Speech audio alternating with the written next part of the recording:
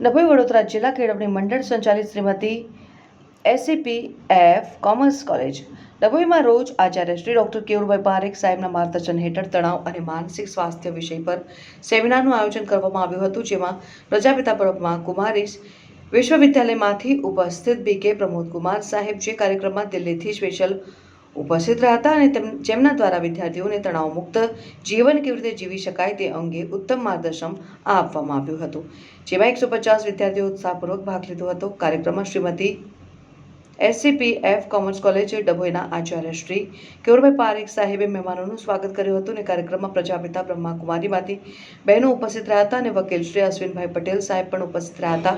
કાર્યક્રમના અંતે BK હર્ષાબેન દ્વારા વ્યસન મુક્તિ પ્રતિજ્ઞા લેવડાવવામાં આવી હતી। કાર્યક્રમનું સંચાલન પ્રોફેસર વિદ્યુત પંડ્યા દ્વારા કરવામાં આવ્યું હતું।